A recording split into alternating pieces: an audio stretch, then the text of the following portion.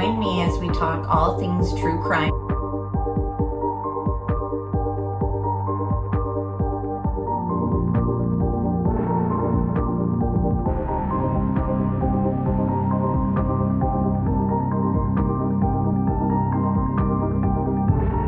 Made contact and shattered. Liberty, the missing 4-year-old. The parents have called in and thus that the mother had went for a walk, came home, now they can't find her, they've been yelling for her. Turn it over to another agency. Let's get some help. Where are your kids? They've been missing for 4 months. You have nothing to say? You're over here in Hawaii? Chad, where are Lori's kids? 4 were stabbed multiple times and were likely asleep during the attack. Some had defensive wounds. Most of them had just like one that was the lethal stab wound.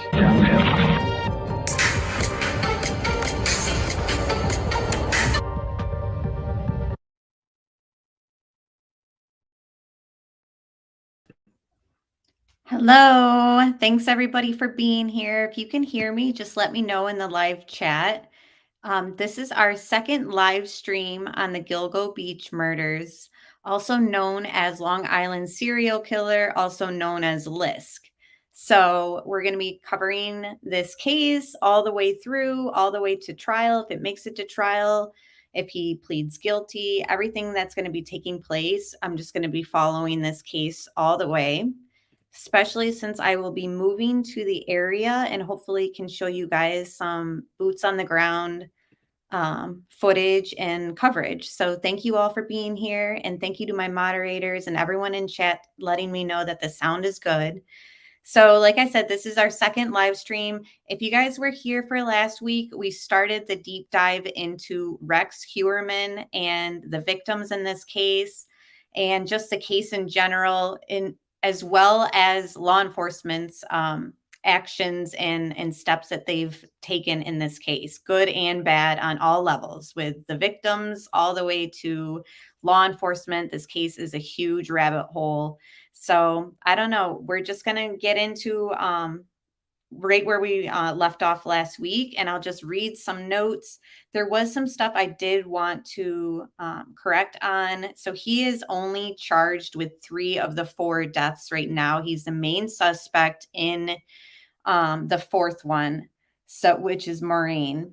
And there was something else I wanted to update on. Oh, let me just share my screen. And this will show his, yes.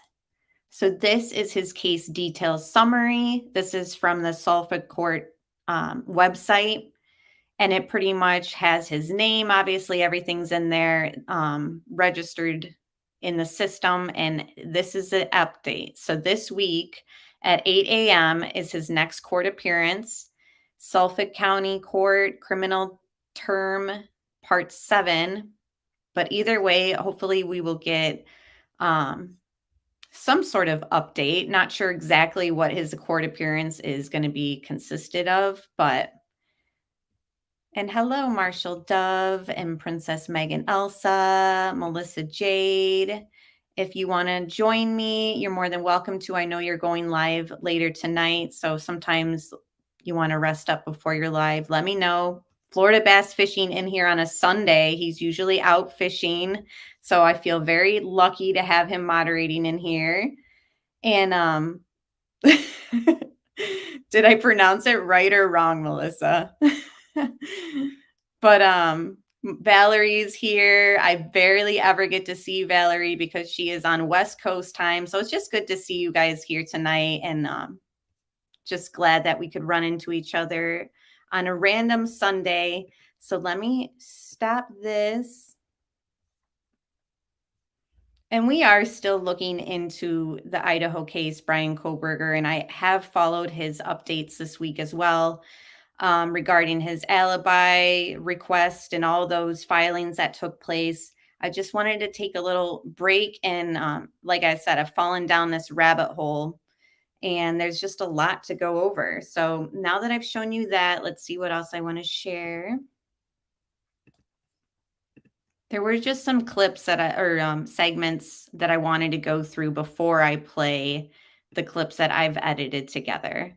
And then actually, for those who joined us last week, we were speaking on behalf of Shannon Gilbert, and her lawyer was speaking on behalf of her. I'm sorry.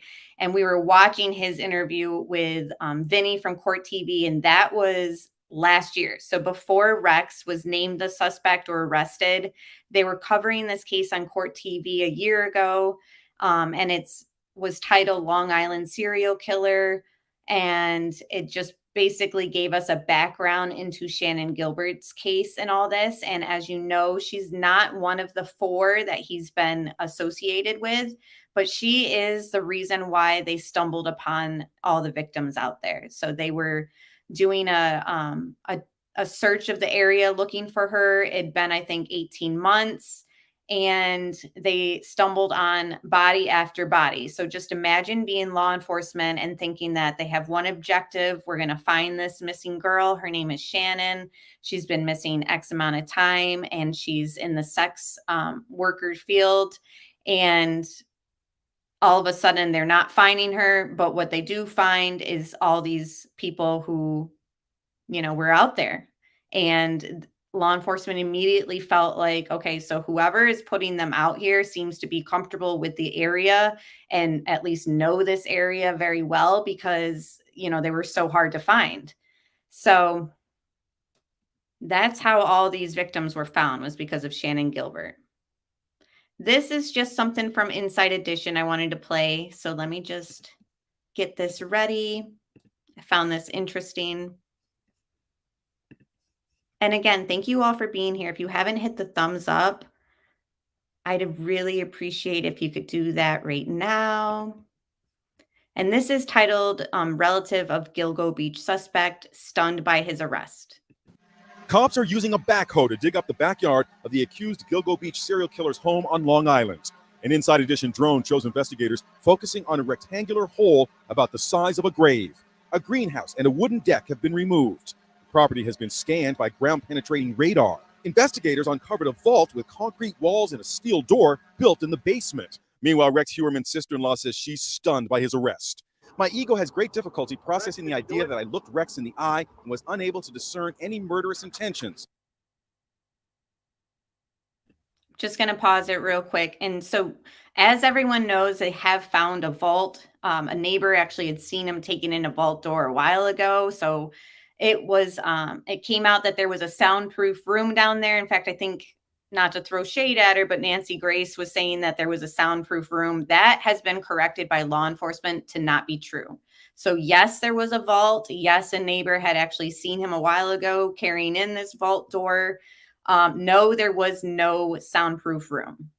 And again, this is his sister-in-law, obviously the wife's sister, who is making these comments to Inside Edition.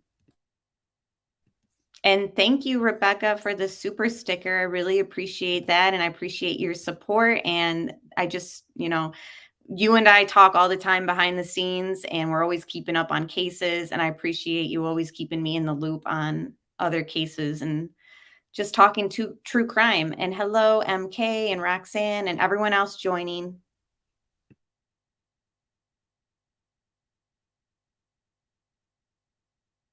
Says Dr. Johanna Ellerup, whose sister Asa was married to the suspect for 25 years before she filed for divorce last week. I vacillate between desperately wanting my niece and nephew's life returned to its previous state intact to being pleased that someone is in custody. And we're learning cops apparently failed to act on a vital clue that might have led to an arrest years ago. In 2011, this man, Dave Schaller, told police he saw one of the victims, Amber Costello, on the night she vanished with a towering Frankenstein-like figure with an empty gaze. This is also the eyewitness that described him as ogre. And in fact, while we're on that, I believe in the first live stream that I did, I said that Amber's sister saw her leave, but it was actually that guy that they just showed, her roommate, I believe. So just to correct that, because I've heard reporting on that from mainstream as well. So people have said that it was her sister. Other people have said roommate. And then the majority of what I'm hearing is just eyewitness. So we'll just refer to it as the eyewitness that saw him years and years ago. And the fact that this tip just went unnoticed for so long is just unfortunate. But yeah, I just wanted to correct that there. So that's the guy who saw the avalanche and this ogre type. Who was driving a Chevrolet Avalanche pickup truck.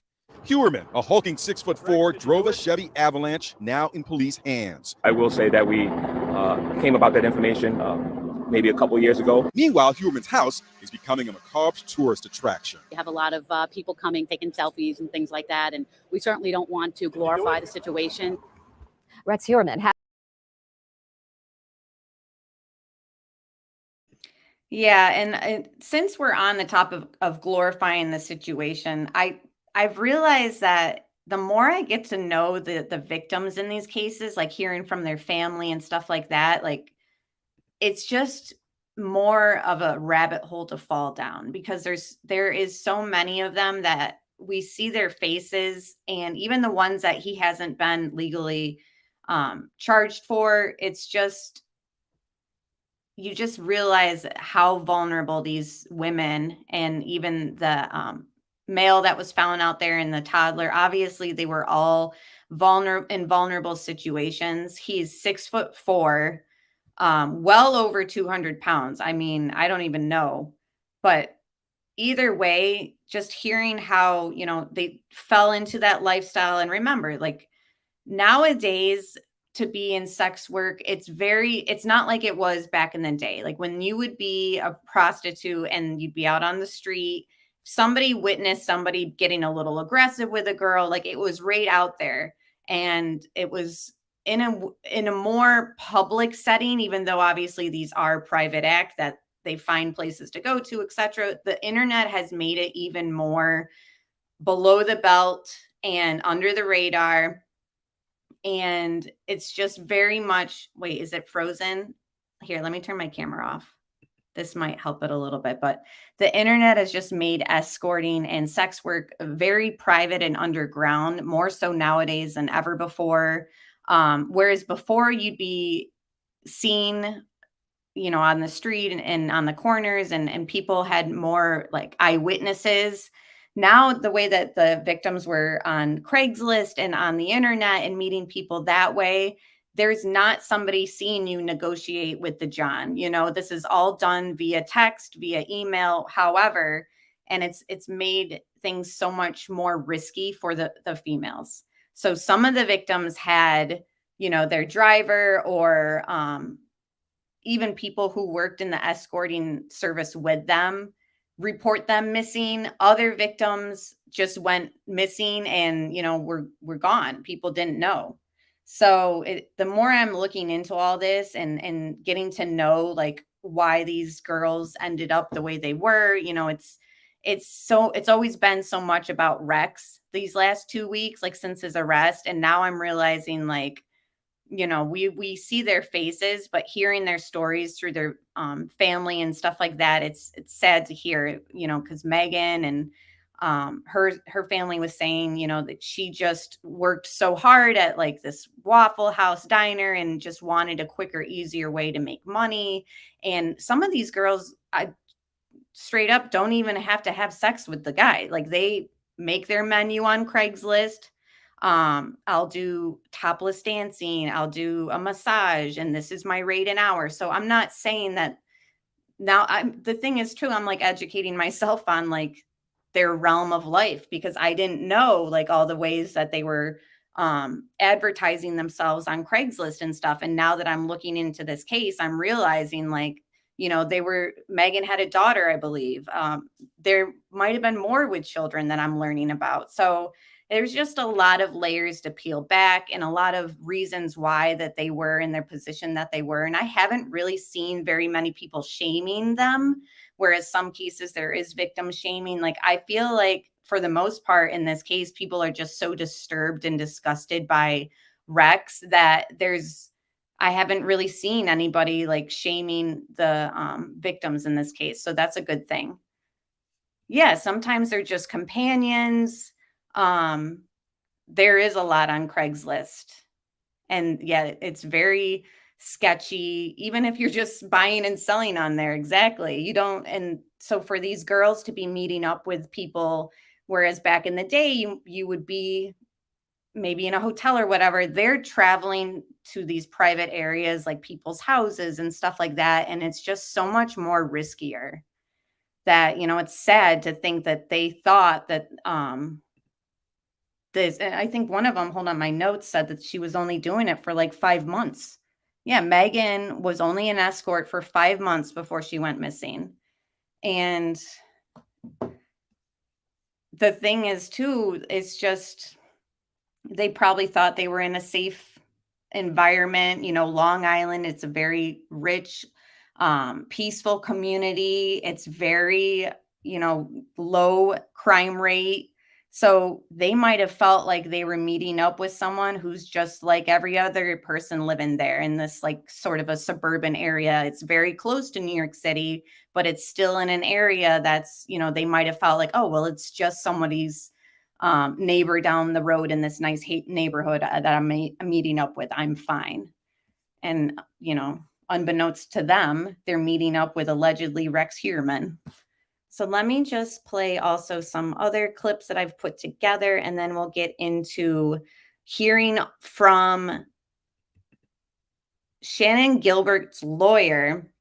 If I turn my camera on, am I freezing? Because I don't want to freeze on the screen, but last week we played the interview with Shannon Gilbert's lawyer, the family lawyer that she has, and they had a follow-up interview with the lawyer this week. So I'm going to play that segment after I play some clips together. So let me just, okay, so it's 40 miles. And thank you so much, Joey Brooklyn. I appreciate that.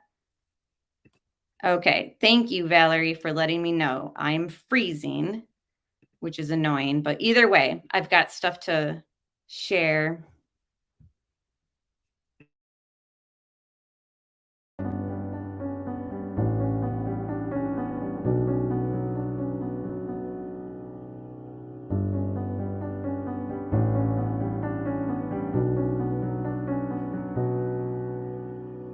We believe that the belt was handled by the suspect and did not belong to any of the victims. The suspect was initially charged with murdering 3 of the Gilgo 4, Megan Waterman, Melissa Barthelemy, and Amber Costello, all petite online escorts who were discovered dead in 2010 with another escort, Maureen Brainerd Barnes, in the brush off Ocean Parkway. 3 of the sex workers were bound in burlap. The only thing I can tell you that he did say as he was in tears was, "I didn't do this." The amount of evidence that we're getting is massive. He grew up there as a kid with his parents.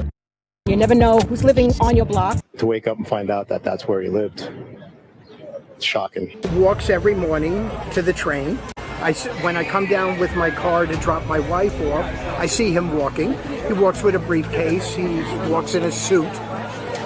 Looks like every other American type person, I guess. And that's pretty much about it. He looks like your average Joe. When a job that should have been routine suddenly becomes not routine, I get the phone call. In a 14-month period, he had over 200 searches pertaining to the Gilgo investigation. Investigators were led to Huermann initially after a witness reported seeing a pickup truck when one of the victims disappeared in 2010. Not only did he own the Chevy Avalanche, but he matched the physical description. Huermann was charged with murder in the deaths of 3 women and is the prime suspect of another victim. Investigators discovered a green Chevy Avalanche parked outside Huermann's house. Rex Huermann is a demon. They also linked him to other evidence, including burner phones used to arrange meetings with the victims.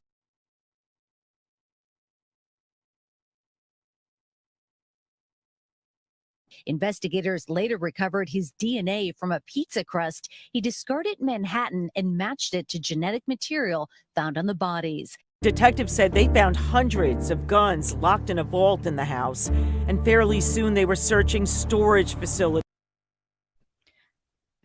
Okay, so I've plugged a cord in that's supposed to help the connection. Let me know if I'm still freezing. But I did want to pause it and just kind of ask your guys' opinion about the guns, the hundreds of guns that they'd found. So the cause of death for the victims was asphyxiation. So obviously, although the state of Shannon, I believe, was skeletal by the time that they had found her, they didn't state that any of the causes of death were Okay, thank you, Karen. Was, gunshot at all. So what is with the whole bunch of guns? It's like, was that something that they took them to, let's say, which at this point, even in the press conference they stated this week, the district attorney, like they don't have any evidence yet, leaning towards yes or no of them being brought to the house, the victims, or killed in the house. But they don't have like a definite no. So it's still a possibility. They're still combing through evidence. They've gathered stuff that they obviously are going to have to test. But the gun aspect, yeah, Jay said probably a power trip for him. Yeah, the cause of death, unfortunately, is the asphyxiation. It's horrible.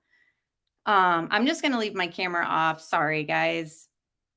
I don't want to keep freezing, making weird faces on you guys, but I'm like, were those, in my mind, I can't help but wonder if the whole bunch of guns were maybe used to kind of, if they were there in person, were they shown this room or whatever? Because remember, the type of material, the explicit material that we had seen in his Google searches, which we go through them in the last live stream.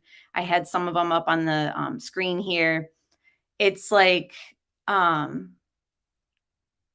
were they using some of the material involved girls like being afraid, like that was sort of like he liked the torture aspect of things. And so I'm just wondering if he had brought the victims there and kind of like taunted them in a way, like by showing them the room with all the guns, or like, I don't know. Again, they're also stating that his house was completely covered or cluttered and boxes and just crap everywhere pretty much. It's like, was there even room for him to bring the victims back to the house, So that I think is going to be something that they're going to wait on to get the feedback on for sure. And I've seen Joey Brooklyn said, in my opinion, they won't say yet until court at the trial if the victims were killed at the house, you think? And hello, X amount of words, and Johnny and everyone else who has joined. I really appreciate you guys being here. Normally I do my live stream Monday mornings during summertime. I think that Monday mornings, wasn't the best time for everybody. So we're going to do Sunday nights for a little bit. And then once everyone's in the back in the swing of things with kids up at school and all that in the mornings, we might go back to Monday mornings. So I just appreciate you guys being with me through it all. Yeah, intimidating the victims is sort of what I'm speculating. But at the same time, it's like the house was in such disarray, it sounds like. I mean, look at the outside of it. But at the same time, these murders, some of them happened a while ago. So we don't really know, I guess, what that was like. But for a community the way that it is there, he probably felt like no one would have suspected him for a long time. And I'm thinking, since those killings, he was in his 40s when they were found in 2011, that would have made him in his 40s. Everyone's saying there's no way he started doing all this stuff in his 40s. And so for a long time, it seemed as though he was comfortable living where he was and being close to that dumping site. They didn't state that they found remains. They specifically said, even though they did do ground penetrating drone scans, and then they dug in his backyard, they weren't going to state what exactly they found, but it seems like they just didn't find remains. So that's a good thing. But hopefully they found something. They also said that they weren't going to say yes or no about souvenirs found. And hello, Lex Luthor. It's good to see you. I hope you guys are having a good night. Nearby. Investigation is continuing with regard to Maureen Brainerd Barnes, as well as other aspects of the case. So this is from the presser that happened the other day, I believe. Yeah, it's on the page. The 25th, this presser took place. He answered some questions. This one was regarding more charges and more ties to Rex and other victims found out there. And he's pretty much just saying like it's going to take time, and they got DNA. And I think he even states that they're waiting on hair information to come back from the lab. So it's just a process that they're going through. I believe that they'll likely charge him for these, or hope to convict him. Convict him for these 4. And then I think once he's been in prison and all that, and then like part of the system, I think it might be easier for them to kind of connect him, or hope to connect him to the rest of them. And in fact, I don't even know. I was just kind of just thinking this right on the spot, talking to you guys, like, is there some form of not deal to be made? Because obviously he's going to have to, there will be accountability for these 4 that he's being connected to. But if they get him to maybe admit to more killings, is there something that can be done there? What do you guys think? I'm just thinking out loud. Not a deal. Like, it's not like he won't spend time in prison, but I'm just curious. And again, this is New York. They do not have the death penalty in New York State. So it's not like he could negotiate a deal and not get the death penalty. I mean, unless this goes to a federal level. Is that how it works, guys? Either way, I just am curious, is there something that he can do to kind of admit to the other ones? I don't know if he's tied to it, or is he somebody who, right now they've said that he's crying, saying he didn't do this. Is that going to be his, entire plea for the entire trial, or what's going to happen, And that's being done in the grand jury or through the grand jury process. There is testing going on with regard to the hairs that were mentioned in the bail letter, and the cause of death with regard to the 3 victims has been categorized as homicidal violence. Of course, the media wanted to know if there was evidence that any of the victims were killed in the house. I don't believe at this time that we can say one way or the other. Either evidence does not point either one way or the other. So again, to reiterate, and thank you, Shay Benet, for gifting memberships, and welcome to all the new members. Thank you so much. I really appreciate that, Shay. I really appreciate it, though. Can't thank you guys enough. There is no evidence, leaning towards yes or no if any of the victims were killed there. I'm curious what you guys on replay are thinking. Comment down below in live chat. Let me know what you think. Do you think that he took them there and some of them met their demise there? Or do you believe that's too risky? Again, this is the house he grew up in. This is the house, this whole neighborhood, everything around the neighborhood, even, the stoplights and everything else that you kind of get to know, like when you guys are driving home from work or places that you're always at, you start to realize, oh, this light takes forever. Or if I take this route, it's a shortcut and I make it out quicker this way. Just think about those aspects, and how this guy was able to, find the right time and place. His neighbors state that they never saw him with women. So everything he did was very calculated, for sure. I would say that we have obtained a massive amount of material, all of which has to be cataloged and analyzed, and it's going to take quite some time. The amount of evidence, which is quite a lot, and now it's up to the job of the task force to go through that evidence, and we that's a process, and we need to do that process, but we won't know exactly what we have for quite some time, because just given the sheer volume of evidence that was taken. I can tell you that there was ground piercing technology used in the backyard. And for them to dig up the backyard after using ground piercing technology, I mean, he won't state what was found, but it must be significant. I mean, people don't just bury stuff to bury stuff for fun, And thank you, Adrian. I really appreciate the super sticker and you being such a great moderator. And welcome to everyone who has joined us, Delana, and I saw Mal's in here. It's good to see you guys. Hi, Corey. So Corey says, I think home, then he dumped them.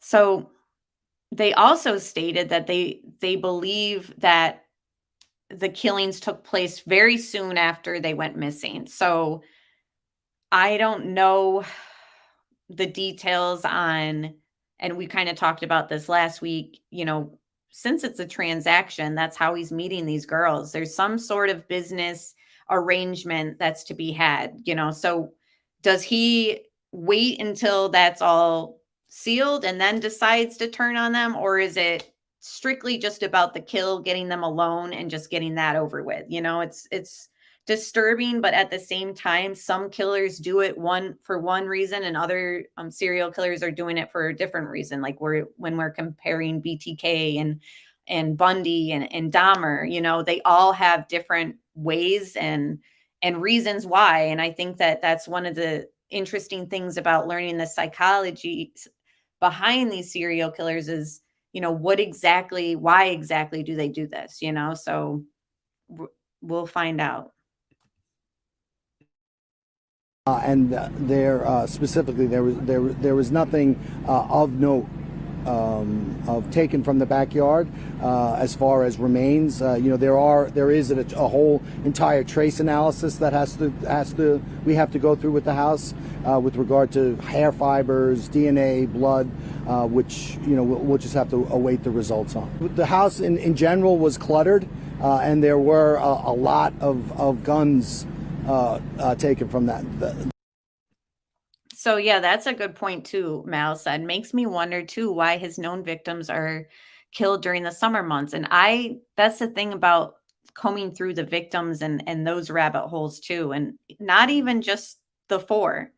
Everyone that was found out there has a story and family who want answers. And it's just sad and frustrating because we just want to know. And I'm sure they obviously want to know too, like who did it. And during the summer months, to me, the only thing I can think of is maybe, Mal, that was the time when the family were able to go visit other family, because it seems like they've said, especially for the 4, that these only took place when the wife and the children were gone.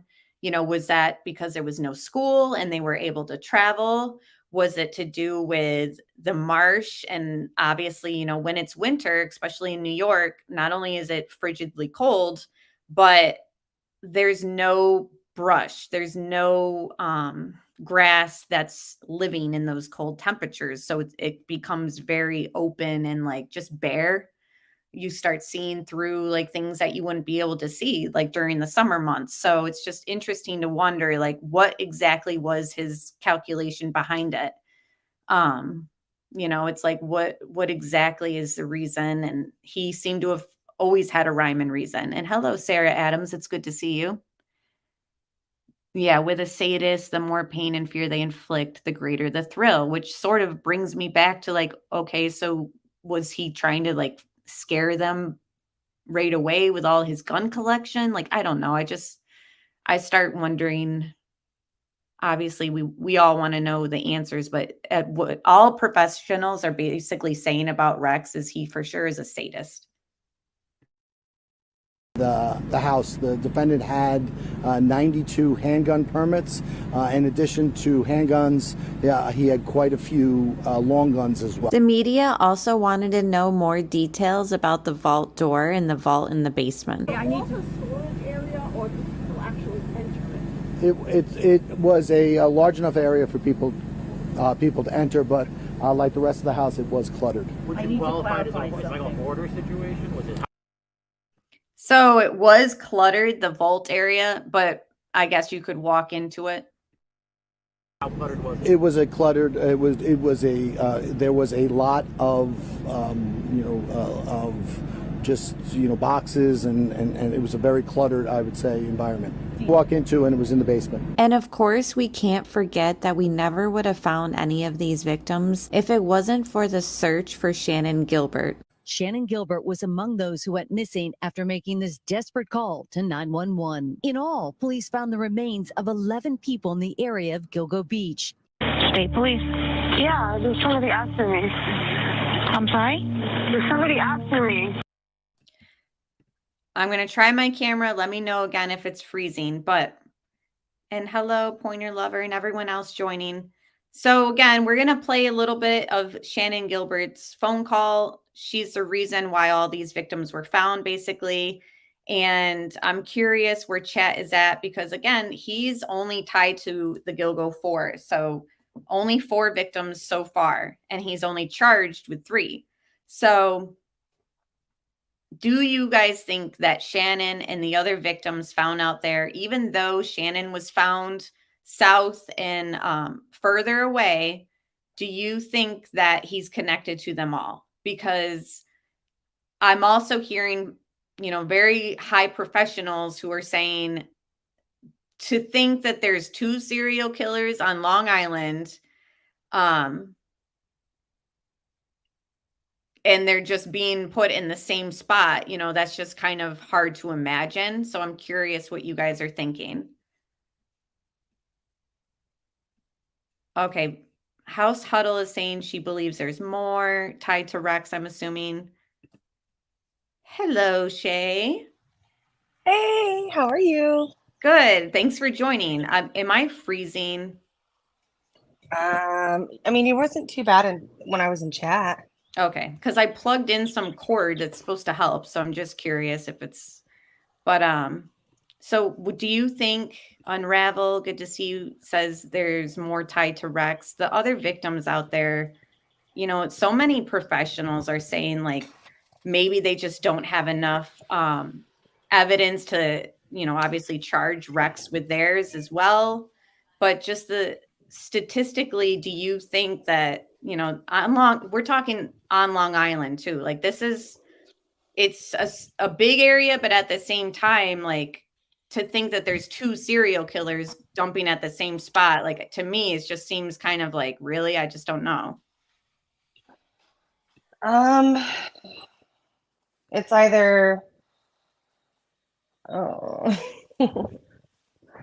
okay, so I've been stuck on if I think it's 1 or if I think that it's more like a cultish type group per se of like elites. And I know that probably sounds far-fetched, but that's just my opinion on it, given, the fact that we know prior LE had, held back outside law enforcement from investigating it. Like, I feel like there's just more to the elites and stuff in this town than we kind of know and understand.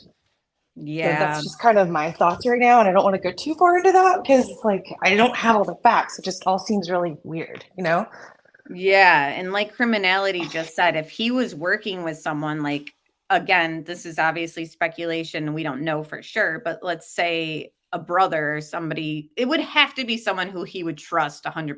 You know what I mean? Like he can't be risking it with just like his coworker, like, hey, you want to get in some trouble this weekend? It's like, for it to be something like the brother or somebody like that, and they were both keeping this dark secret, like it would be completely shocking.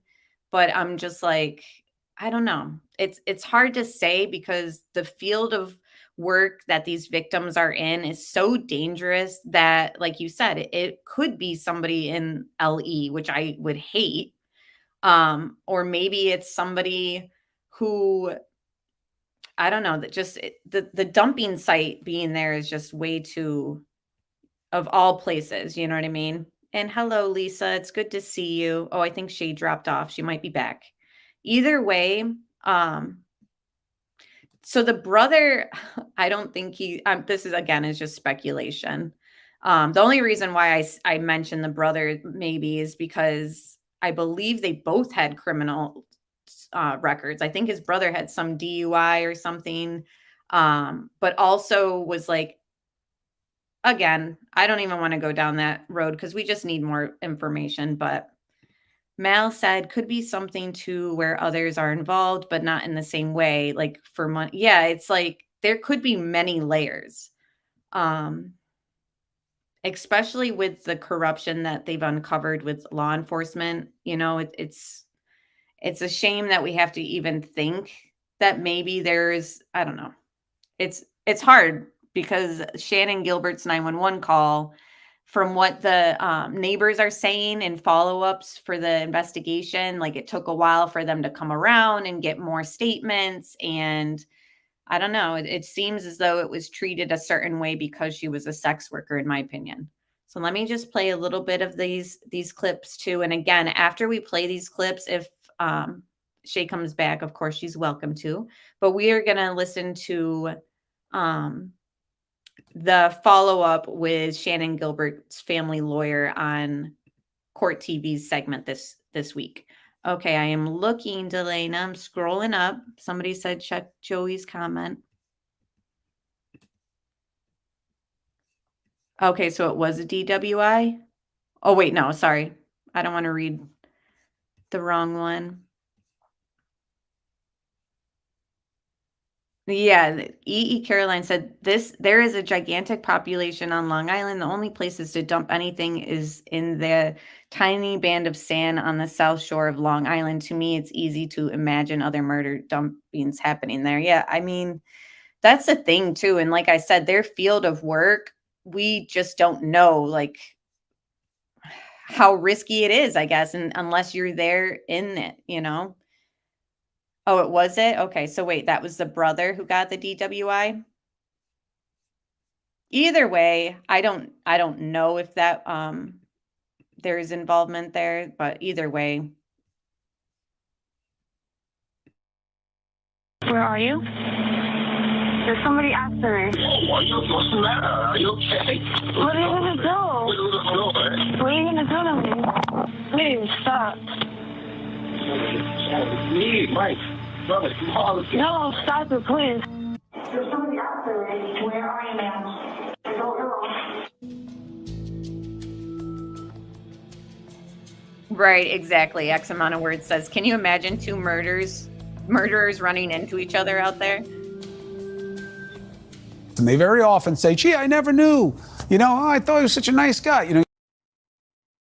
So this little interview I added in because I just thought what the neighbor had to say was interesting. This was from this week's segment. Hello.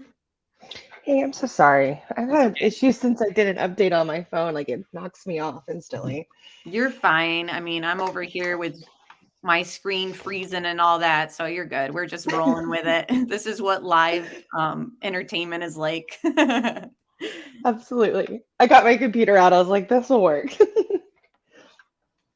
But I don't know what.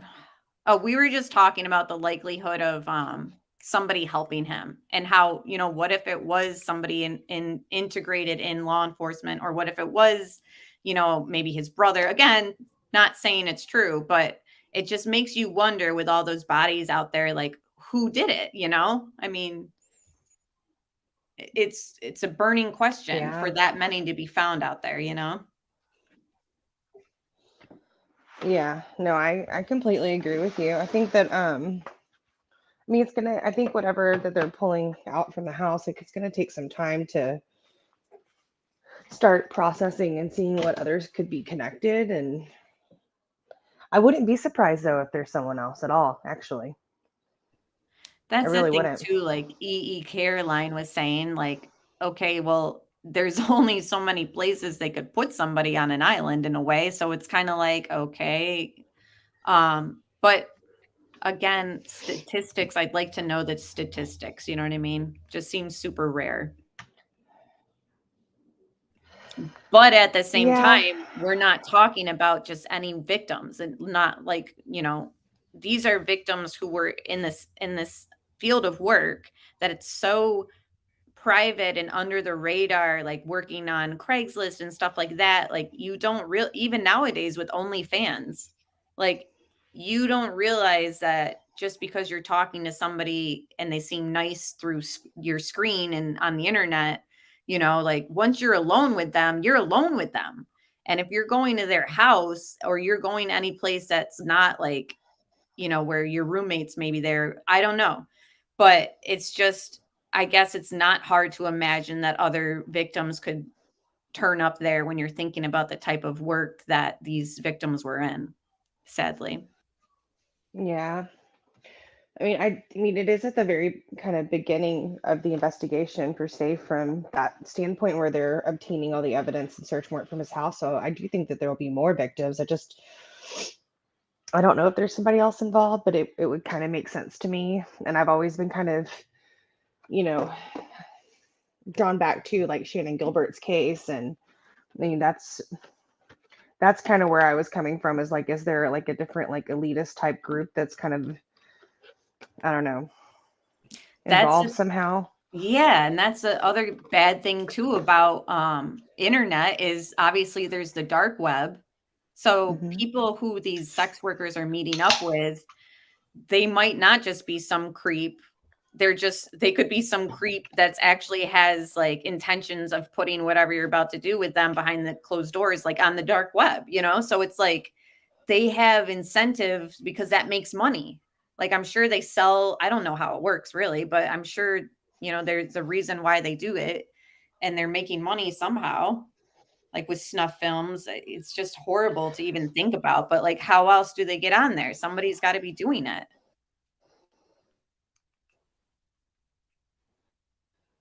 But like Joey Brooklyn said, he said, I think in my opinion, and kind of like what you're saying, like once you run DNA and stuff like that, whatever they found in the house, like other victims are going to be attached to him likely. So I definitely could see that.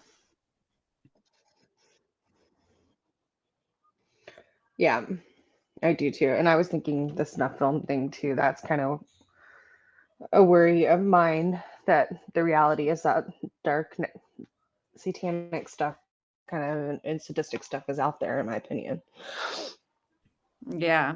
And But also they were I think that saying there is a lot more. Go ahead. Oh no, I was just saying like they were also saying that one of the victims or whatever was on or no, he was on Tinder trying to meet up.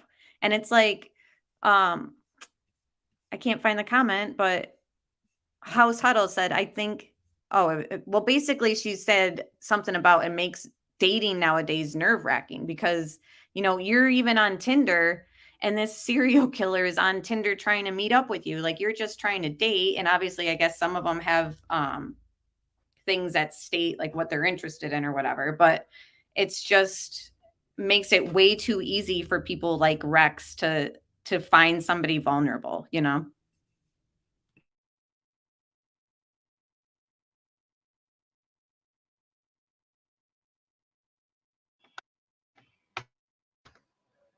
I completely agree with you. I think that nowadays, with that being kind of how you meet people, you know, there puts an extra layer of, you know, risk, precaution to take.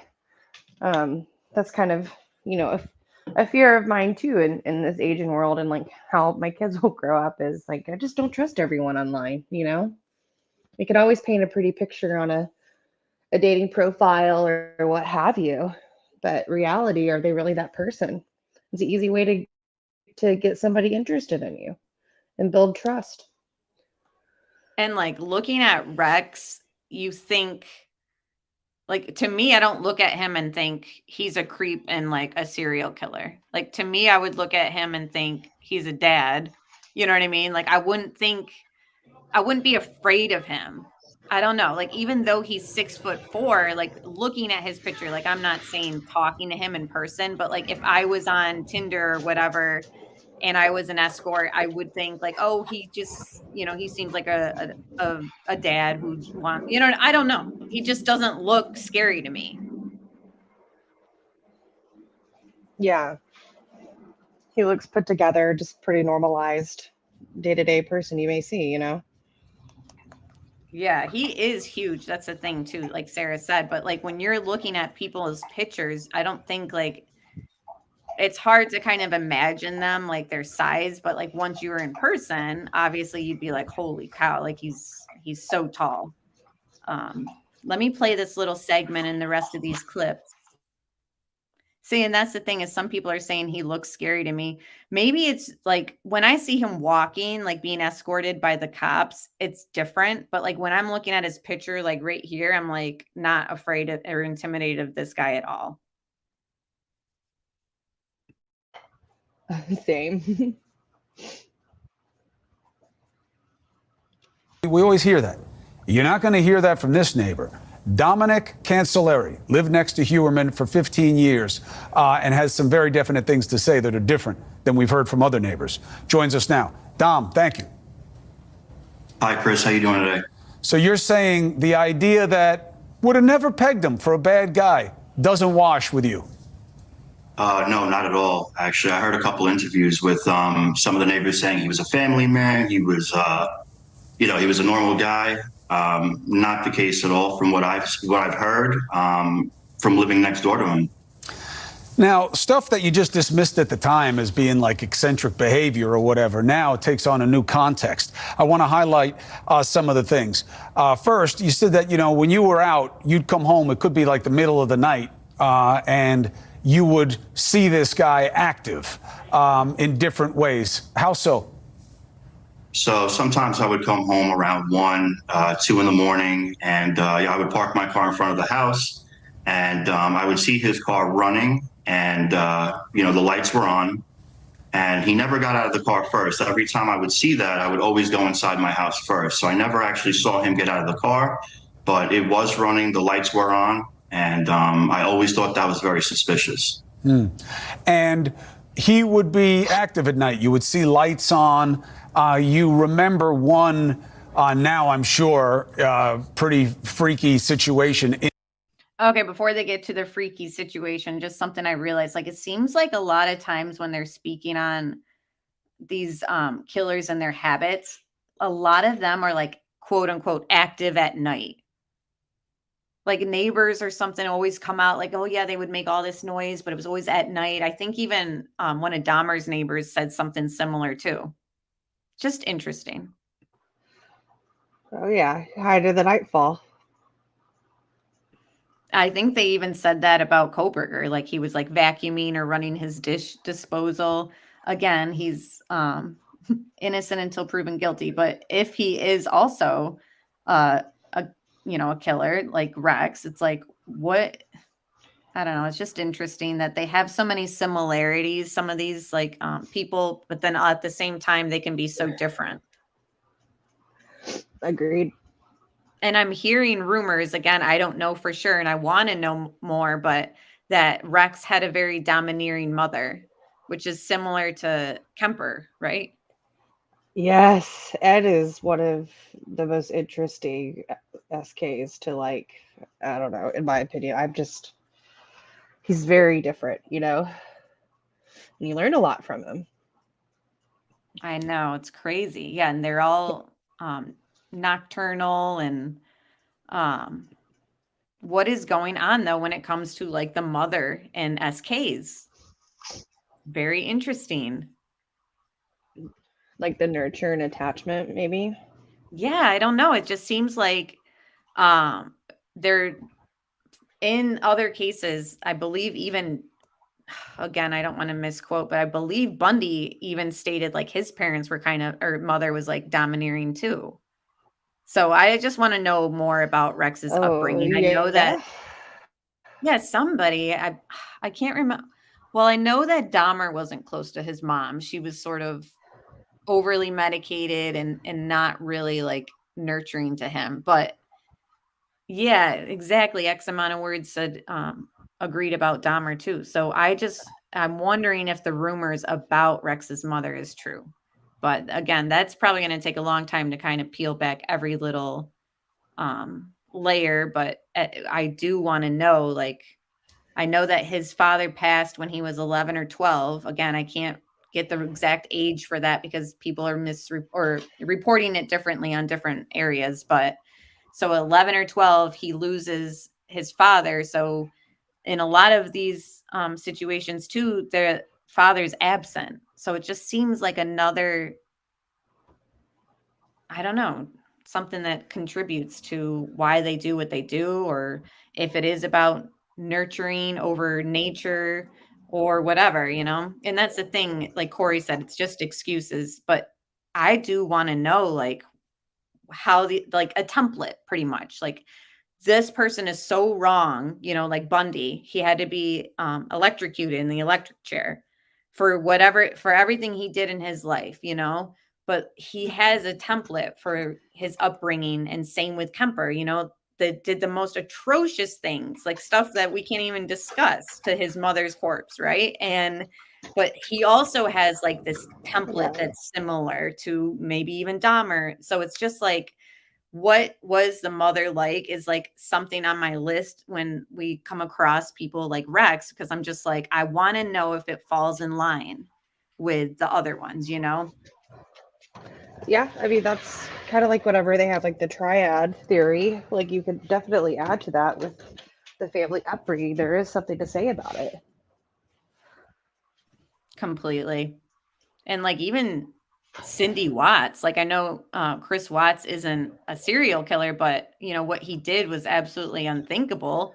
And we all got to kind of get to know like his mother through like the reporting and through the interviews with Shannan's family. And it's just interesting. So I'm just very curious to know like what rumors are true about Rex and all that. So, and again, it's like everything's all about Rex lately, I'm feeling, but the more we look into the victims and those rabbit holes, like I said, like the sex work that I was looking at, like how they like set up their Craigslist and everything, it's like, it's very dark. It's very scary. And like to think that some of them were mothers and they were just trying to do the best they could, like, and it's like quick money for them. And then they meet up with Rex, allegedly. It's just so scary to think like he purposely picked, petite women. And I've got a Chevy Avalanche video. It's like the model that he had. Let me just play this so I can get into it. But basically, it's going to show that like you guys know what the Avalanches look like in comparison to like a big Ford truck. Like they're not the biggest truck, So to think about him picking petite women, like, and they show you the bed of this truck and how it like expands and like is the size without it expanding. Like he didn't even have to expand the bed any further for his victims specifically, because he met them through these sites and through Craigslist. And they state, you type it out. My name is, and you can make up your name.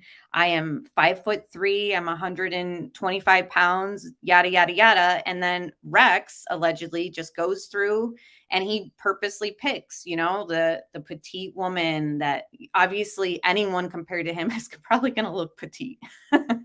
But the thing is, he's got the height of them right there, and he's an architect. So he's thinking about the space in his truck, etc. So let me just play all this stuff for you, but you know what I'm getting at. It's just so scary to see like every little thing that was calculated for these deaths because of the field of work they were in, and how, like I said, he can look up the measurements of you pretty much in measuring his victim. It's creepy. Very calculated. Yep. In the backyard. What was it? Yeah, so when I was around 18 or 19 years old, I was watching TV in my basement, went outside. It was like 1 or 2 in the morning, same times that I saw him, park his car in front of his house and leave it idle. But when I was 18, 19 years old, I heard digging in the backyard next door. Now, I really wanted to go and check out what it was and like look through the fence. The fence had little fake grass on it.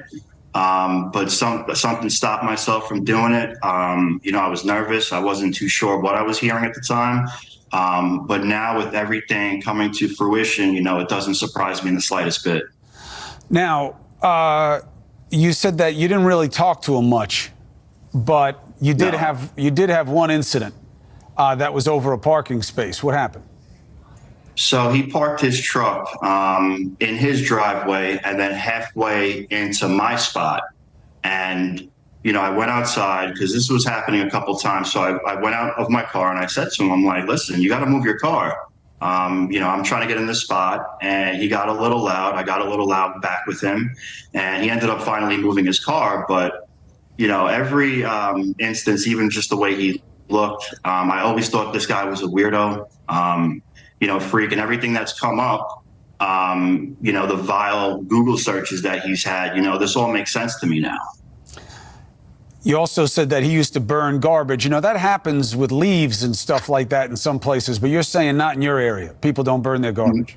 No. He would burn his garbage, and I would smell it, and I would always wonder, I'm like, why is this guy burning his garbage again? But you know, it seemed to be like once every few weeks I would smell garbage burning at his house. You never saw him bring women to the house? No, I did not. What were you thinking, getting in the face of a guy who's 6'6", like 300 pounds, by the way, over a parking space? I was just annoyed about the whole situation. It was going on a couple times, and you know, I said to him, I was like, listen, you can't keep parking here. You know, and I just never really liked the guy, to be honest with you. I always thought he was weird. There were times where I would grill him, you know, just because I just didn't like him. And the only thing that I miscalculated about him was I really thought he was not the smartest of people. Obviously, he was very calculated, though. More information has come out about Rex, including his wife filing for divorce, and apparently this wasn't Rex's first marriage anyways. Will his first wife speak out at some point? We've heard from his neighbor and some people who worked with him on a professional level, but will there be an ex-girlfriend at some point who speaks out? Some of the victims had been missing and believed to have been as early as 1996. So that was the end of the clips that I've put together. I do want to play the follow-up interview with Shannon Gilbert's family lawyer that was on Court TV this week. So let me just switch my screen up. And yeah, so I'm here. Again, everyone's reporting different things, but I have heard from more than one source that this wasn't Rex's first marriage. So I don't know if you've heard that either. I have, yes. I tried to catch up on as much as I could. So I'm just curious, like, is anyone going to come forward? Or maybe, you know, they've spoken to law enforcement already and they've been told like, okay, we might use your statement as, I don't know. I'm just curious, like, are they going to talk to the media or are they just never going to come forward?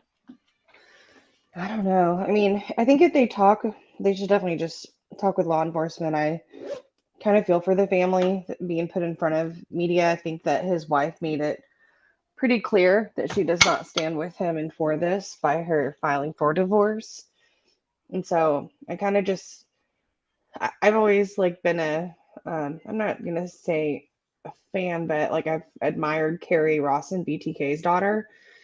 And I follow her and just kind of talking through like what it was like when she was found out about her dad and just kind of going into shock. And she's the only family member still that has spoke to media, and it took like almost 10 years later. And so like I'm fine with giving his family privacy in that. And they work just with law enforcement because I'm sure that it's a shell shocker. I mean, it really is. And it's so deranged.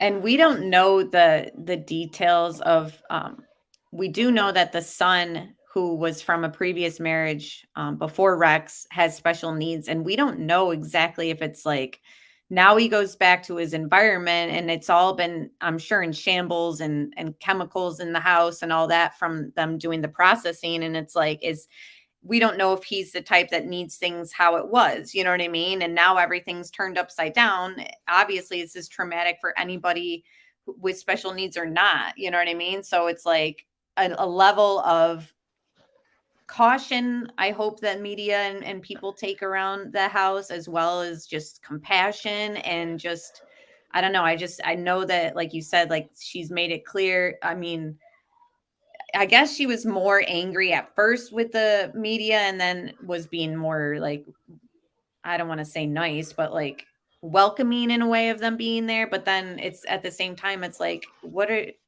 just leave them alone. You know what I mean? They have a lot to process as is. Like they don't need everyone outside 24/7. I don't even know if they still are. So hopefully it's died down, but it did look a little crazy.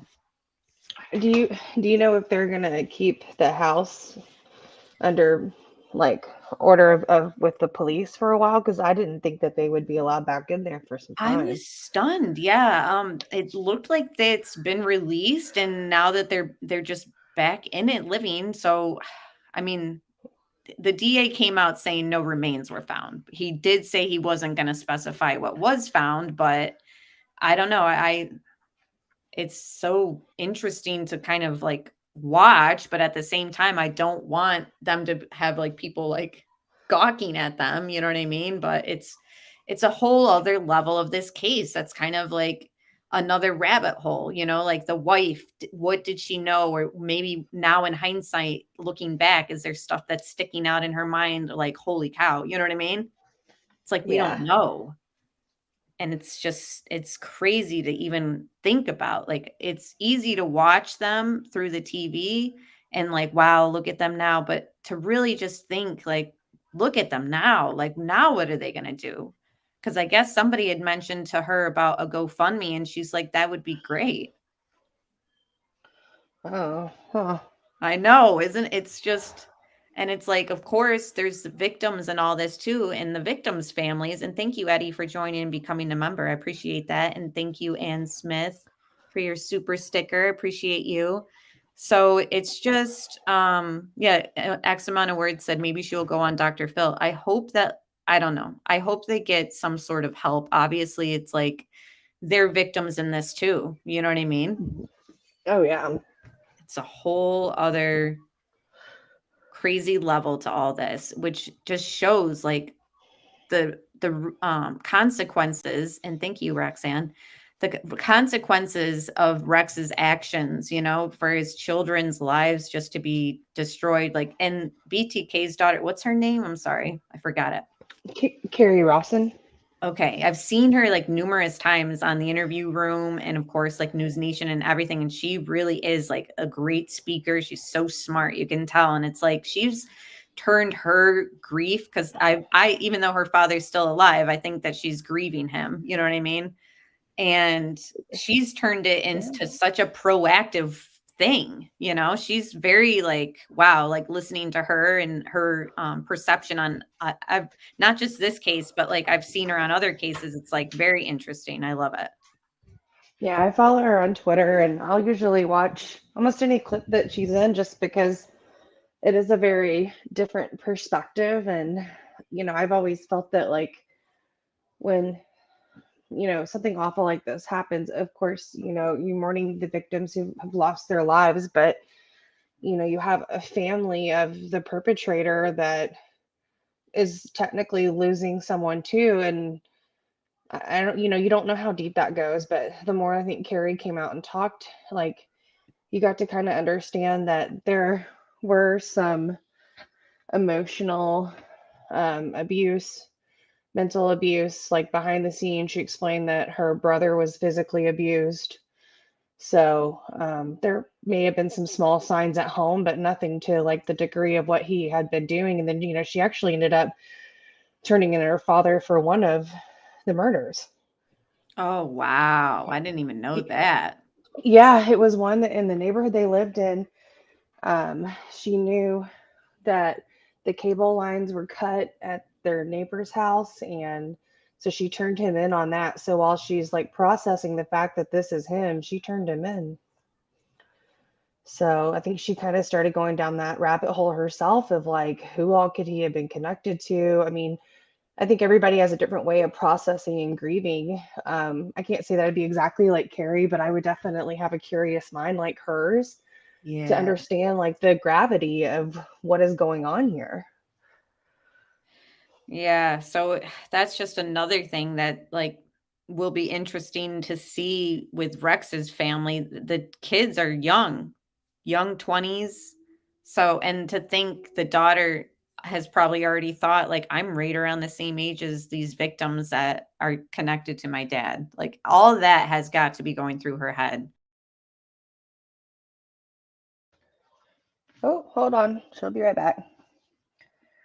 And yes, you're correct, Sarah. That was how they were able to connect her and her father. There you are. Back. I lost. I swiped my mouse. If you don't have a Mac, you don't understand. I don't know if you do, but like if you swipe the mouse just a tad, it like takes you out of the screen. So I'm back. You're back. Hold on. Actually, I don't want to show this one yet. Let's just look at the back of the Avalanche quick. just to kind of, I mean, obviously you guys know how easily it is to transport somebody in the back of a bed, but just to think about the size of the women that he specifically picked and knowing this truck, which wasn't a popular truck either. I got you cutting out a little bit on my end. Okay, hold on. You sound much better now. Okay. Okay, and Jay said the picture's good, but now it's not. I don't know. Either way, let me just keep my camera off. I think it's StreamYard and Facebook updates too. I promise you. Like everything is just StreamYard is not the best Or not or Facebook, YouTube. user-friendly thing. It's so annoying. Yes, I meant YouTube, not Facebook. I don't even know what I'm talking about. Well, they're always doing updates. Everyone is understanding though, and that's the thing about live streaming. It's like you just don't know sometimes what kind of signal you'll get. So I appreciate you guys being patient. But it is at the chop down rear where the innovative details of the Avalanche start to grab your attention. A large lockable composite tailgate opens to access the steel bed, which can be enclosed with a hard 3-piece cargo cover. Each panel can support 250 pounds and can easily be removed. Built-in corner bumper steps and grab handles aid in climbing into the bed. Moving forward along the tops of the cargo box are lockable storage areas. They hold about 3.5 cubic feet of gear, and bottom drains allow the space to be used as coolers. But the Avalanche's trickiest feature is found at the front of the 4-foot-wide bed. It's a midgate that forms the foundation of the Avalanche's convert-a-cab system. The midgate and split-folding rear bench seat can be lowered to lengthen the 5 feet 3-inch bed. So the bed itself, without it being lengthened, is only 5'3". So I don't know if he like needed to lengthen it or whatever, but either way, he'd known once he met these girls online, the length of his bed, and his was dark green. So just think about how he used camouflage burlap, right? To kind of hide some of the victims. He also used a dark green vehicle. So even down to the point of what color vehicle, I believe, was calculated and purposeful for Rex. I agree with you. And I can't remember, but I think the Avalanches, aren't they standard to have a bed cover like that too? Yeah, it seems like it just comes as is. It's very, yeah, that's the thing too, because whenever you see one out on the road, it's always covered. I mean, unless it's got cargo in it, but very convenient that I believe it just comes together like that. Like, whereas some trucks you have to kind of buy that extension, like cover thing. It seems like it just, Correct. all in one. He had it ready to go. Dark green color. It's just perfect for him, and yeah, like Sarah said, it's specific to that car, the cover that it comes with. And thank you everyone joining. I appreciate it. But yeah, I don't know. I just wanted to kind of show a visual of the back of the truck. And I don't know, just to hear this person who's going through the video just say, like, before you extend it or whatever, it's only 5'3", and knowing, that he had picked petite women. It's just, it all, fits together for somebody calculating something. That's pretty sick to think that you buy a truck just to like fit this. Oh no, God. It's definitely not a crime of opportunity.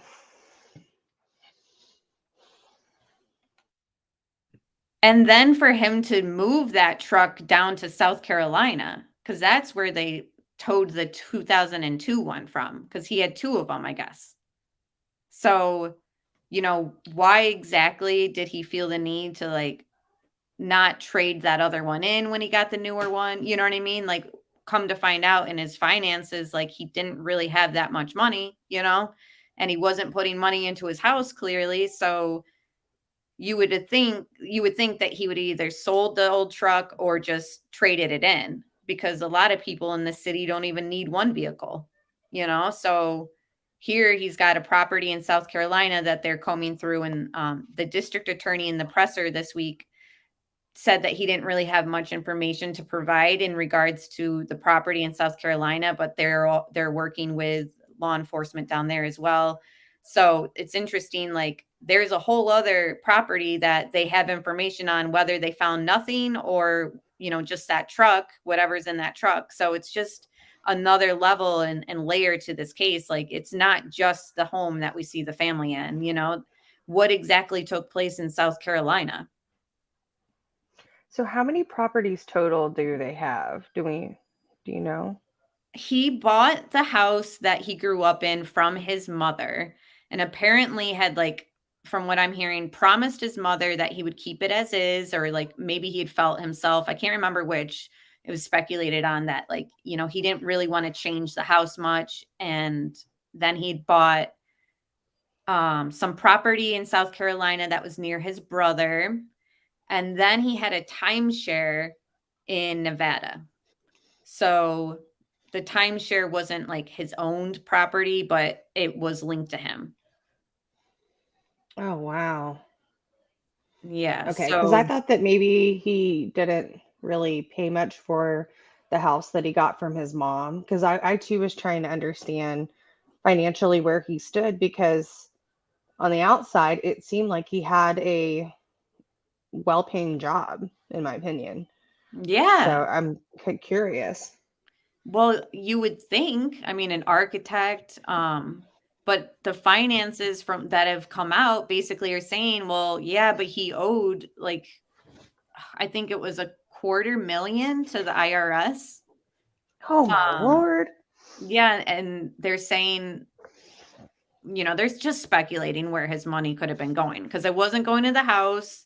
Chevy Avalanches are nice, but it doesn't really cost that much to finance them, and it was like their only vehicle, I believe, that they had. What else were they saying? I'm just trying to think without looking at my notes, but what if he was like paying off people to keep him quiet? Well, that's the thing about Shannon Gilbert's whole thing, is like the law enforcement is saying they're not the same killer, because she called 911 and the other ones didn't. And she had a driver and the other ones didn't. And it's like, okay, I get all that. But just knowing already how corrupt the law enforcement officials were at the time in the beginning of the case, I believe, like you said, like, what if there was enough money or somebody who would be like, okay, yeah, I'll take some money and I'll stay quiet. But again, that's obviously a road and a rabbit hole to fall down that we just don't really have much leg to stand on, besides the corruption that has come out. But now they've changed they've, removed people and replaced them, and the task force has taken over in the investigation. So we don't really know. I don't think what FBI believes for Shannan Gilbert. We just know that the law enforcement at the time, and I believe some of it now locally, are still saying like, no, she's not connected right now. But I don't know, obviously, what they're going through behind the scenes and all that. But just the fact that the neighbors that also called 911 that night for Shannan are stating how long it took law enforcement to follow up with them, it's alarming in a way that, like, I believe that, like, yeah, she was treated unfairly because of the field of job that she had. So do I think that there's a chance that people are turning the other way? I do. But again, I don't have much leg to stand on as far as like Rex was paying somebody to keep their mouth shut. You know what I mean? But yeah, totally. And Teresa's got a question for you about trial. Oh, she said, well, that's the thing, is I don't know, because, and maybe you would be able to answer as well as Teresa, but like, is there room for him to make a plea deal if he admits to being the killer of the other people there? You know what I mean? But again, they don't have the death penalty in New York. So it's not like they would take that off the table for him. You know, that's not an option for negotiating for a plea bargain. I do think that maybe it wouldn't go to trial, but at the same time, he's pled not guilty right now, and he's quote unquote crying, saying that he didn't do this. So I think that it would go to trial. But again, I'm wondering what you guys think. Like, if he's connected to other places or other people out there in that place, is there anything to be, you know, for a plea deal? And what would that look like? No, I think it's a good question. I don't know, but I've wondered if, you know, they do find people in other states. I'm assuming that they would try him in each state. It wouldn't be like a conglomerate, you know? Yeah. Like one trial. Like, yeah. That's kind of, I'm thinking that they'll definitely be looking into the Nevada stuff pretty heavily, especially kind of given some of that area up there. I think that there is a larger sex worker scene with more transient people. And so I think that there may be more to find there too. Yeah, and that's the thing too about the Nevada aspect is like it's legal there. So, you know, that's like a playground for somebody like Rex in a way, you know? Like very easy, like you don't have to go online or on Tinder, and it's just however it is out there. I don't know how it is, but I don't know. It just seems like, yeah, it might have been a easier playing ground for him out there. And yeah, Unravel says maybe they don't want to claim Shannon Gilbert because of the way they handled it.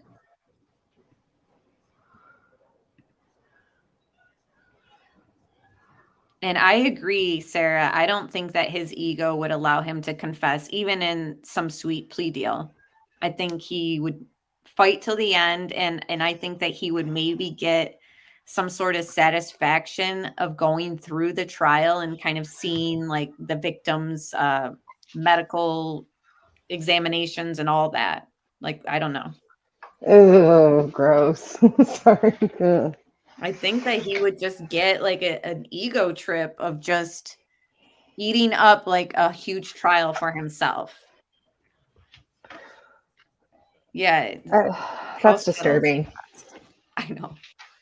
Just leave it to me to bring that up to you. I mean, I know it's there. It's just like there's so much more to be known. I mean, what was it that was it BTK called his victims his projects? I don't know. There's always like these different like names, and I think the more this case comes out, we'll see kind of how maybe detached in his labeling of his crimes were, and that's concerning. Yeah. And I don't know how much you know about Dahmer, but he like admitted and like helped the victims' families like he like told law enforcement where they were and all this because he wanted to bring closure to the victims' families and like aid and all that. And then he wanted to know his own like medical issues. So he like wanted to go through trial just to get like evaluated and like all that. And it's just kind of crazy to think about too, because it's like so much tax money and time and all that goes into this. And like, he's an interesting enigma, Dahmer, in my opinion. Like, he's just not like the others. So it makes me wonder, like, would Rex also just enjoy a spectacle about himself in a way? I don't know. Yeah, I don't know. I mean, they're all different in their own way. Like, I've studied quite a bit of them. I've always had my biggest intrigue has always been Ed Kemper, just because he just wouldn't stop talking, and I'm like, please tell us more. Like, what is wrong with you? But, I've always found John Wayne Gacy to be really interesting with kind of hiding everything underneath his roof. And so, yeah, that's a lot of people are comparing Rex to John Wayne Gacy because of the asphyxiation aspect and like having the dumping sites so close to his house. Like, yes, it was like 18, 19 minutes, but like you said, like Gacy had him right underneath his house. Like, it's still kind of close for both of them. Yeah, oh, it's so disturbing. It Sorry, I is. don't mean to laugh like that. That's my uncomfort laugh of like gross. Like No, it is. I feel like Gacy is just, I can't look into so much of his stuff because he is just so like, just that creepy, like, I don't know, especially the clown aspect. And he really was a lot like Rex in the aspect of like, people probably just thought that he's just some overly large, like jolly dad or like, normal guy, you know what I mean? And they didn't think twice, and then all this stuff comes out, and it's like, I'm wondering if the daughter or anyone, like I said about the wife, but has the daughter kind of put two and two together with something she saw or something like growing up, you know what I mean? And been like, oh my gosh, something was happening then, It's crazy. Yeah. No, I agree with you. All right, let's get into Vinny, since we've been talking about watching this little interview. It's just a follow-up with the lawyer from Shannon Gilbert's family. So this was from the other day. The house was a mess. Absolutely. I mean, it looks like a mess from the outside, so I wouldn't expect anything else on the inside. But what did they find? What does it all mean? Let's bring in our special guest joining us tonight, representing the family of victim Shannon Gilbert, criminal defense attorney John Ray, back with us. John, thanks again for joining us tonight. Great to see you. So they've concluded this search of the home. From your perspective, what did you find most interesting about what we've learned or what they did during the course of this search? Well, I can't say anything is more interesting than what we have actually seen and heard ourselves already. And Ray Tierney, the DA, he's duty bound to answer the questions the way he did. So I don't think we got any strong revelations from any of that so far. Of course, the search, everyone knows, is to find such things as trophies and hairs and the like. I doubt very much that anything grand will have been found. We noticed that they dug up the yard and there's no bodies, for example. But it's the little things, and the little things that can be connectives to other things from the other victims. If that happens, and that's a reasonable possibility, we've solved not just the murders that are there, but the task force has solved several other murders because the other murders are clearly connected one to another. And who knows? We have to wait and see on that. Okay, I want to play for you something that Phil Boyle, former New York State Senator, said on the show last night, and I want to dive into it a little bit deeper with you this evening. Let's watch. Okay. If you think back, Benny, in 2011, we had a newly elected county executive, Steve Ballone. For some reason, he names this guy, Jimmy Burke, as his police chief. Burke had a long history as a police officer, and it wasn't a good one. He had drug problems, DUIs. He was caught having sex in his police car with a sex worker while not securing his gun. This is a guy who should have never been on the... Just want to unpause it right there. So yeah, for those who didn't know the background of some of the law enforcement involved in this case, it's a doozy. So that guy kind of just gave you guys all a quick catch up. But that's the thing. That's why I feel like when we kind of speculate a little bit of what's going on, like with this case and specifically Shannon Gilbert, because the lawyer spoke, which we went through last week, about how, it's a lot of stuff being hidden, like pretty much just laying out there that there's corruption. But that was before the task force and other people got involved in leadership roles. So to hear his follow up in this one is going to be good. The police force, forget about being made the police chief. The first thing that Burke does, because the feds were looking at him for other crimes, was kick the FBI out of the Gilgo Beach investigation. Everybody knows you need the FBI and their forensic capabilities in a case like a serial killer, but for some reason Burke kicked him out, and that is one of the reasons they didn't catch him with even evidence of newly found evidence of the person with the description like this. We never even heard it till the other day, till it came out. I think if that was made public, that there was a 6'4" guy from Massapequa with a Chevy Avalanche, they would have caught him a week later. Do I think that James Burke was purposely covering up for a serial killer? No. However, he was against the federal law enforcement agents. He wanted them out. Confluence of events we had.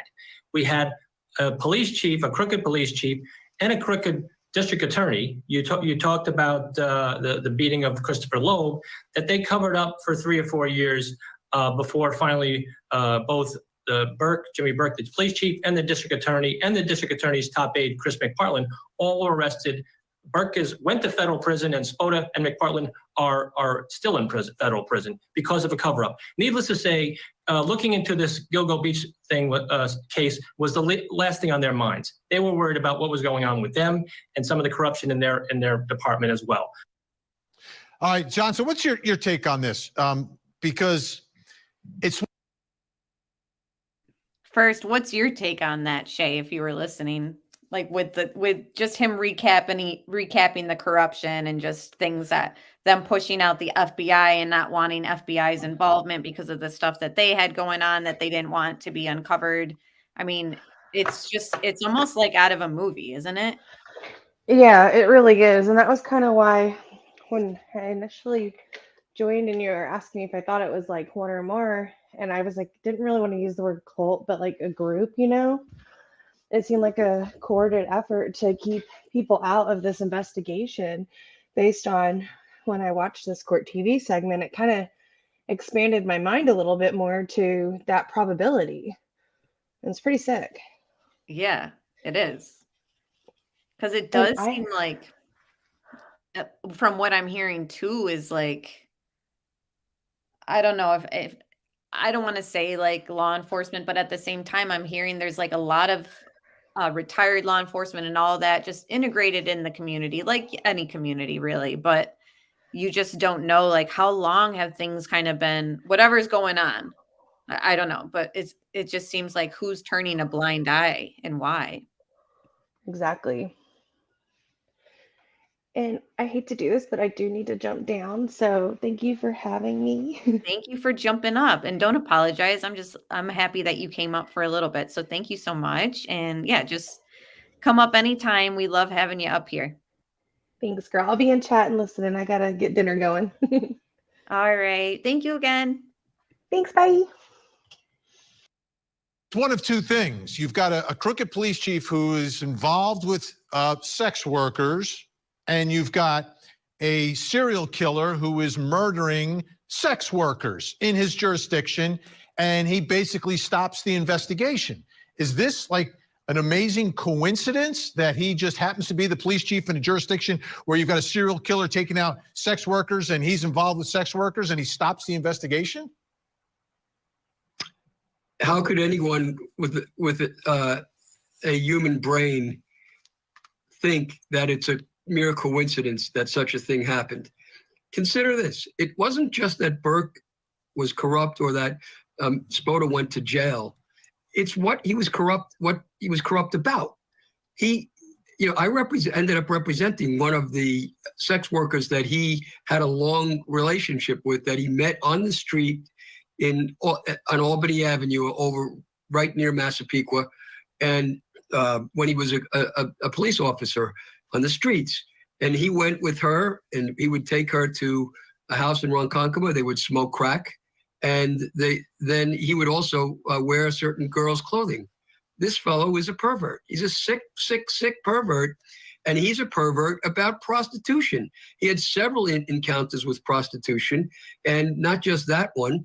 And he even had somebody that he was dating that was running a ring out of prostitution out of a beeper, which were popular in those days.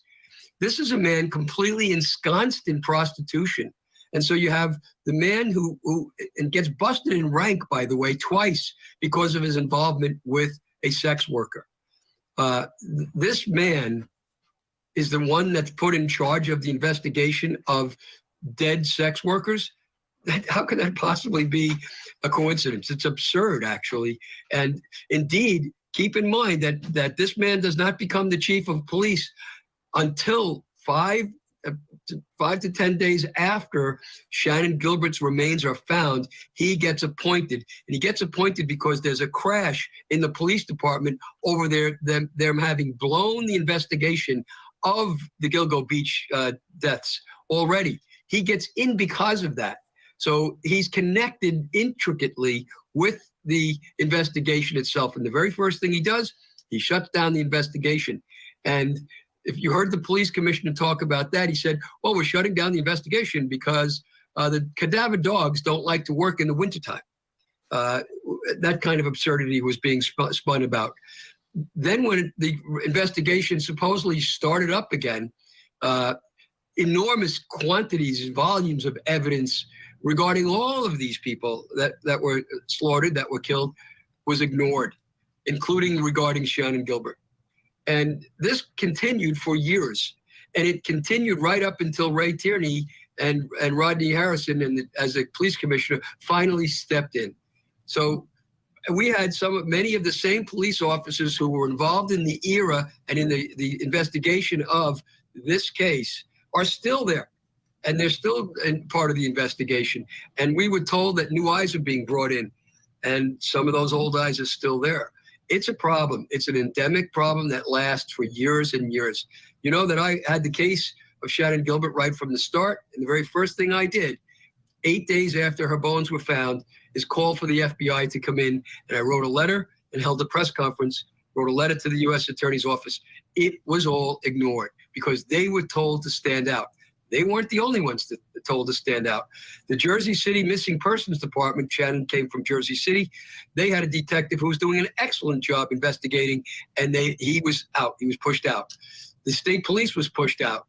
The Nassau County Police Department was pushed out, and they had 2 of the bodies found over the Nassau County line. And the FBI, of course, was pushed out. So Suffolk County isolated itself in order to have this investigation of these sexual victims themselves, victims of their own profession, and victims of the killers. Now, with that all in mind, how can one say that anything that the police concluded and did before the task force finally came into being has to be looked upon with a jaundiced eye? And that's the problem that we've had since Chief Berg came in and polluted the entire police department. You have to ask, how did a man like that get promoted up the ranks after he was busted and ranked twice because of his involvement with prostitution? How does he still make his way up? Just want to unpause and just laugh at Vinny shaking his head. The answer possibly lies not necessarily in a cover-up of murder per se, but in a cover-up of sexual misconduct that leads to murder. And that I'm talking about, that was pervasive in the administrative level of the Suffolk County Police Department. 3 people testified in the trial, at Spoda's trial, and in McPartland's trial. 3 top officers out of 3 were having adulterous affairs while all this was going on. Do you think maybe Burke made his way up the chain of command because people were looking the other way when they knew darn well he should not have been there? Unbelievable. What other answer can there have been? Unbelievable. Well, so in my mind, that's a important thing to look at and to. And just hearing all this right now, and just after what Shade speculated on up here with us, it's just, I'm wondering if like Unravel said, like no one wants Shannon Gilbert to be solved because it could unravel, more misdoings and poor police work. I hate to say it, but it just seems like it could definitely be possible, unless they're able to tie her to a killer or to Rex. I mean, somebody was there that night and she called 911 for a reason, in my opinion. I know some people have their opinions about her mental state and all that, but in my opinion, I think that she needed help. And like Ava said, also liability. Yeah, there could be lawsuits. I mean, we've seen Shannon Gilbert's family out, they want justice. There's people who want answers. She's not a victim that didn't have anybody wondering where she was, so there could be more than just corruption, and it could be other things that just need to be kept secret. And I don't know. Hopefully we get some answers. See that corruption was a rot that went right up to the top in order to put that creep up on top. And that's what happened. And it continued afterward because the same moral corruption continued afterward. Therein lies the real answer. And I've been at this, as you know, for 12 years since I stepped in to help Shannon's family. And relentlessly, I stayed at it. They wanted it to die. They did everything they could to turn this case or these cases into cold cases. Everything. Even to the absurd point where they said that Shannon Gilbert died in a tragic accident. Oh. Remember, these are homicides. Unbelievable. John. Now, I want to get your guys' opinion. Do you think Shannon Gilbert's death was an accident like it's been labeled? We're out of time for tonight, but I'm so glad that you gave us that insight and those details because it's extremely important because that's how we unfortunately got here so many years later. John Ray, we'll talk again. Thank you so much. All right, folks, we're going to take a look at the psychological aspect of all this when we come back, plus coming up next hour. In Moscow, Idaho, more insight into the defense of the man accused of the rotating. We'll get into Kohberger soon. We're not going to discuss Kohberger right now. We're just going to do Rex and just this case because the Kohberger is a whole other stream. We need hours for that. So, but we'll do one soon, guys. I just needed to take a break and focus on. I mean, this case is huge. Even if the victims aren't tied to Rex, you know, it's got me wondering, like, what happened to them out there.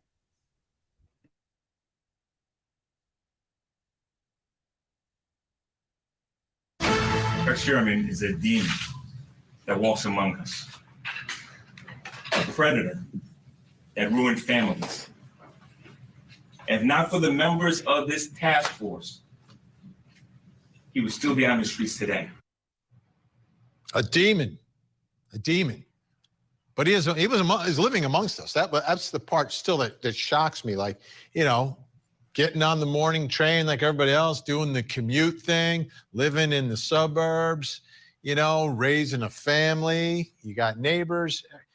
It's bizarre. Like, I think that's what's so striking about this. Let's get some more insight from my next.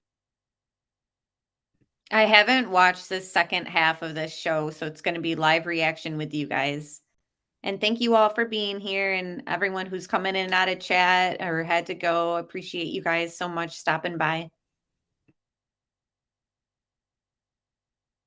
Next panel of guests joining us tonight in Orlando, Florida, psychotherapist and CEO of Life Counseling Solutions, Dr. Janie Lacey is with us.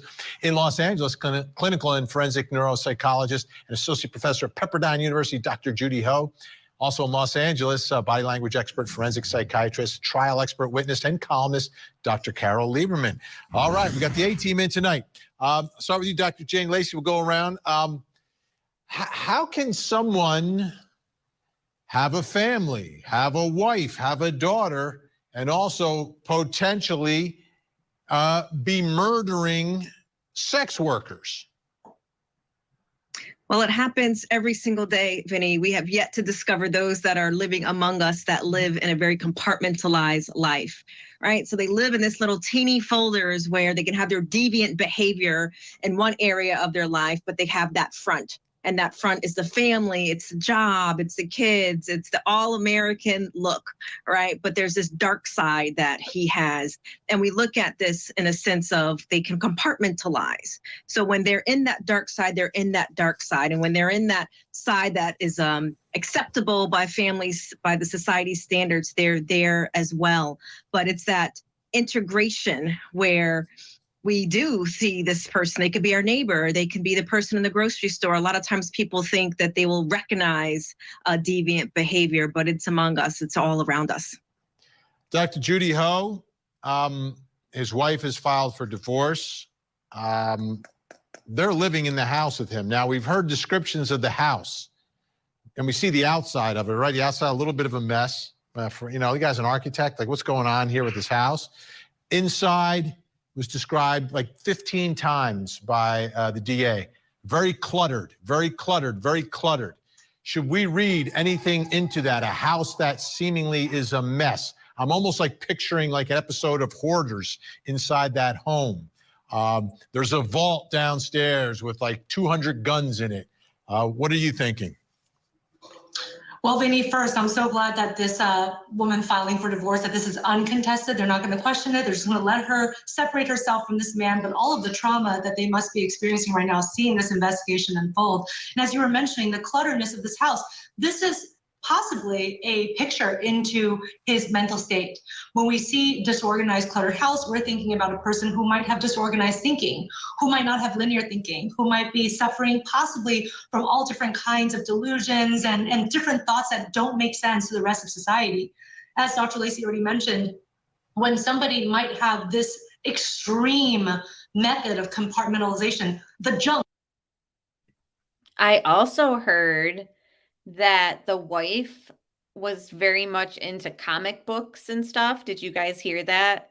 Like, she's very much a big fan of like fantasy type life, and even had like a fantasy name or something as her Facebook name. Again, I didn't see this, but just from what I've researched and what other people have dug into, I find that interesting too, to think like I don't know. And then for her, this woman to say, the way that he lives, like the hoarder lifestyle, maybe he has unorganized thoughts. And to think like when we found out that he was an architect, we never, at least I didn't. And it seems like the majority of people were kind of stunned at like the shape that the house was in. Like, you just don't really expect someone who's an architect to be living the way he was.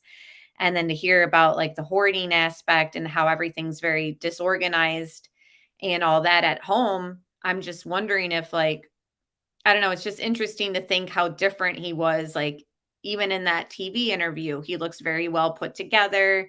You probably think that he's like a neat freak because you have to be very like meticulous as an architect and precise and all that. So it's just, it's the perfect example of just like a double life, like he comes across this way in a professional way, and manner and all that towards the public eye, but behind the scenes, it's the opposite. And just thinking about how organized the crimes were themselves, with the burlap and the way that everything was just we've talked about how calculated he is. Yeah, like Sarah said, control is important to this man. It's just, it's crazy. Yeah. And the trauma response can hoard as well. Like I don't watch much of that show, but from the one episode that really stuck with me was this woman who grew up during the Great Depression, and the trauma of having to kind of fend for like each meal each night for her family and her siblings to have that's why she started hoarding and like couldn't let go of food. Like, people were like showing her family, like, this food is expired, like we have to throw it out. And like, she just couldn't do it. And it was an example of, like you said, a trauma response. So does this have any connection to Rex losing his father? Or is it something, with the mother? It's just all this stuff you wonder, like, what has made him the way he is, and for him to be living that way. And then the way that everything was just organized, he's categorized by many experts as an organized killer. It's just interesting.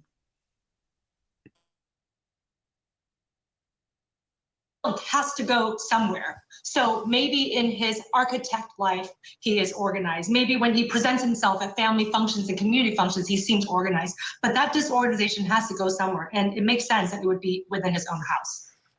Dr. Carol Lieberman, speaking of his home, the one thing that we do know is that when these murders were committed, according to the prosecutor, his family was away.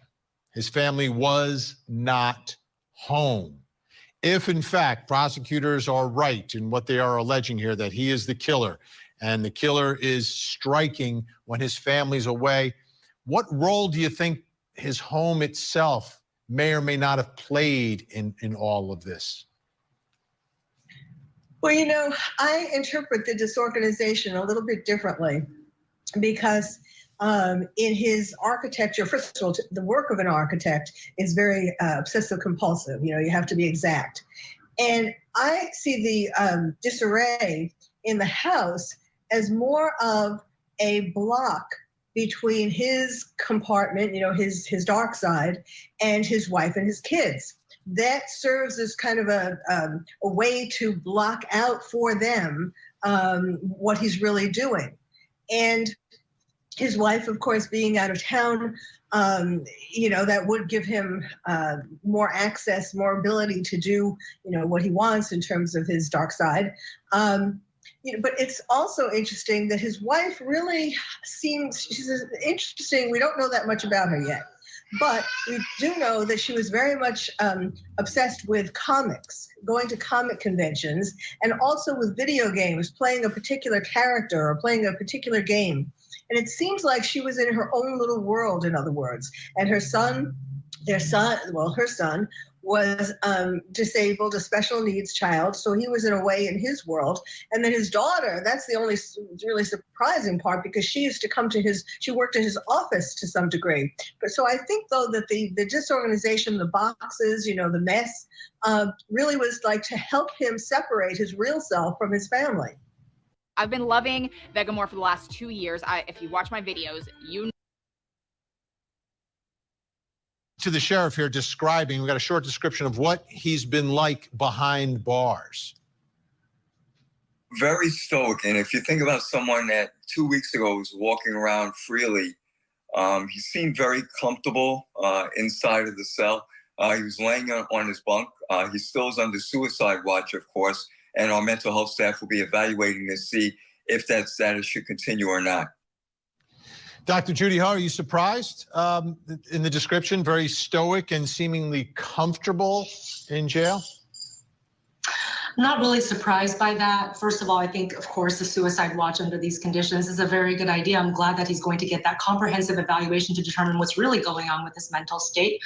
But in some ways, this type of structure, this type of being behind bars and kind of having his life be organized by someone else, sometimes when we see individuals who are serial killers, this is kind of how they present when they are in prison.